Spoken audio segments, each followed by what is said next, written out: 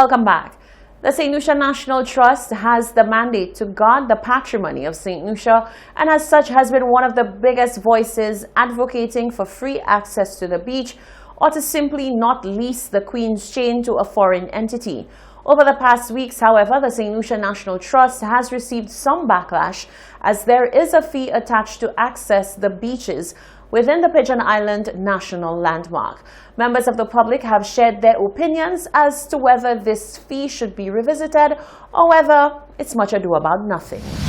In light of recent debates as to whether the beaches inside Pigeon Island National Landmark should be an exception to the rules governing free local access to all national beaches, we asked members of the public if they are opposed to paying the fee associated with accessing these beaches. Here's what they had to say. No. Why? Because they need the money so they can maintain the facility, maintain the park, make it clean, comfortable for people to come and enjoy. And these things cost money. I'm not opposed to paying to enter because the facilities there are fabulous. And the stuff they offer, you wouldn't get on a beach like this. There's a comfort station there that you have to pay. Yeah? And the price to go into that comfort station is in fact more than going to use the park. So, and it goes towards a very good thing.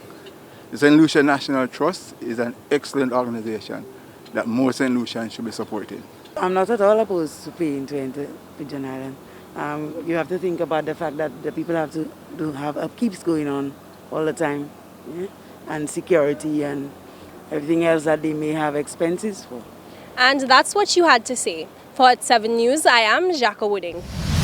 A visual artist is transforming the empty outer walls of the Mindo Phillip Park into an ode to outstanding citizens. The mural depicts the likeness of community heroes, ensuring that current and future generations know of their legacy. The project has been dubbed the Heroes Wall. Visual artist Gary Butte is busy transforming the empty outwalls of the Mindo Phillip Park into an ode to outstanding citizens of the Marcia area. It is a mural project that depicts the likeness of these community heroes, ensuring that current and future generations know of their legacy. Butte listed some of those featured on what has now been dubbed the Heroes Wall. We have Alicia John, who was the principal in the JP in Marcia. We have Pan Andrew Shining, who has made his contribution in Steel Pan. We have Joyce Ogis, who was a cultural icon.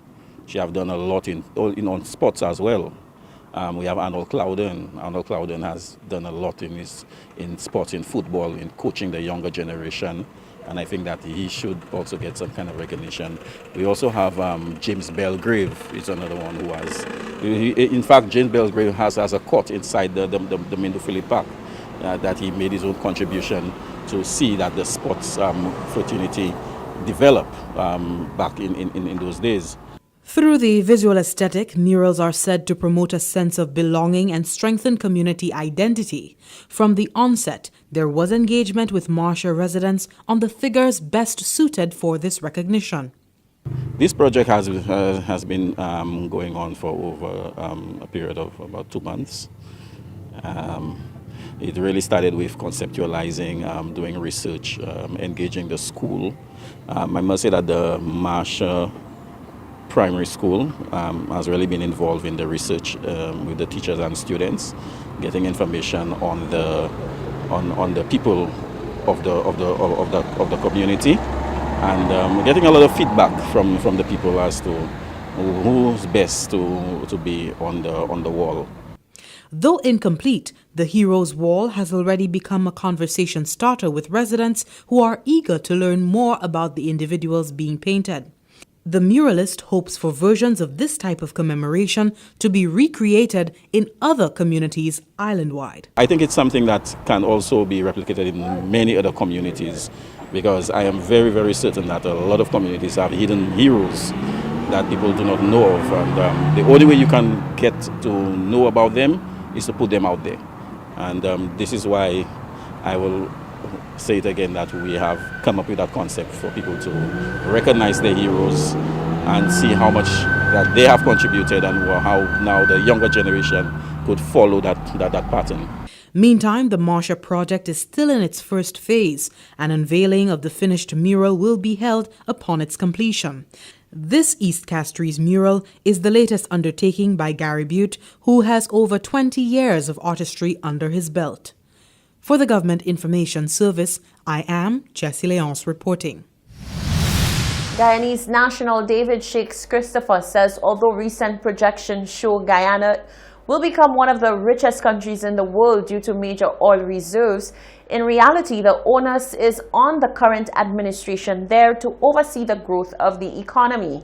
Christopher believes that if successful, Guyana's oil industry could impact the entire region, creating job opportunities across the board. Shaka Wooding reports. Though Guyana is currently ranked as the second poorest country in the Southern American continent, the nation is currently preparing for an oil boom which could possibly catapult its economy to the top of the world's list of the richest. This is welcomed news for Guyanese nationals such as David Shakes Christopher. However, he has joined the choruses which are calling for the proper management of these new resources. Guyana is always the breadbasket for the Caribbean. It's always have the top minerals like gold, diamond, bauxite, rice, sugar, timber. It's always bad management through politics.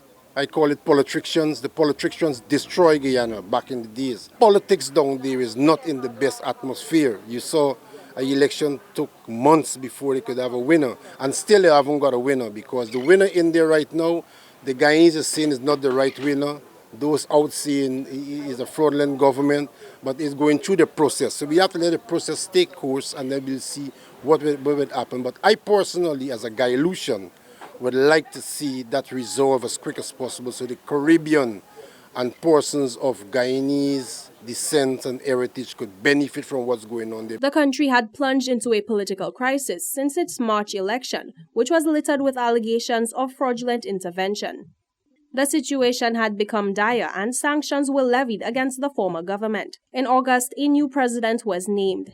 As the new government reviews its policy and regulatory frameworks, Christopher says officials must break Guyana's history of political instability and put in the work to ensure that these newfound resources benefit the Guyanese and the wider Caribbean. We saw the way how Guyana went down and now they found the oil.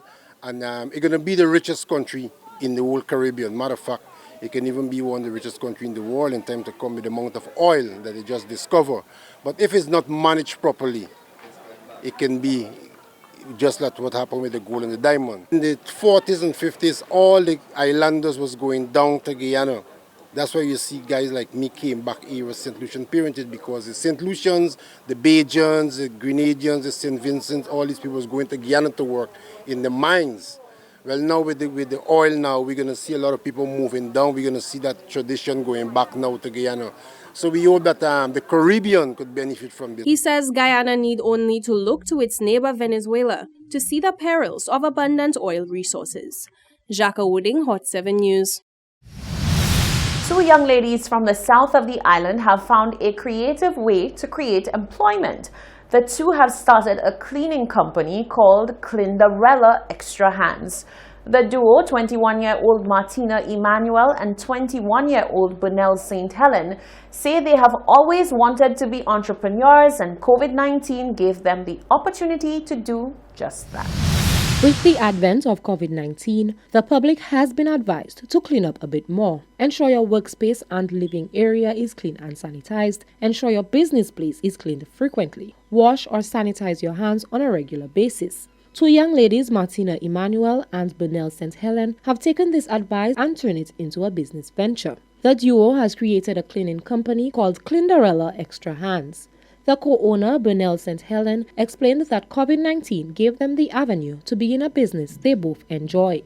We came up with many ideas, but the cleaning business became a mutual decision, as it's something that we both love doing. We saw the need because many persons have been complaining about not having enough time and some not particularly enjoying to clean.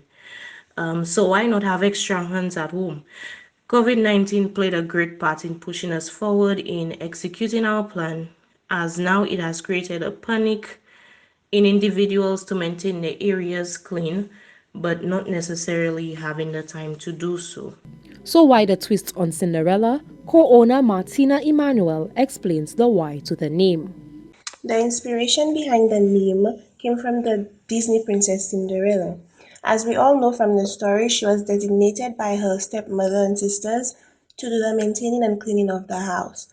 We wanted to catch the attention of potential clients from our name, so we played around with it, trying to keep the Cinderella idea, but also incorporate the word clean so persons could know what we do from the get-go, letting them know that we would be the extra hands that they needed at home. Although in the story Cinderella was assigned those tasks as a form of punishment, she always kept a positive attitude throughout the story, and that's the attitude we want to keep here at Cinderella's Extra Hands. The two express that they are looking forward to taking on clients and showing them that cleaning does not have to be a bore. Reporting for Hot 7 News, I am Genevieve Gonzaga. This is the Hot 7 TV Nightly News. Sports and weather are coming up after the break.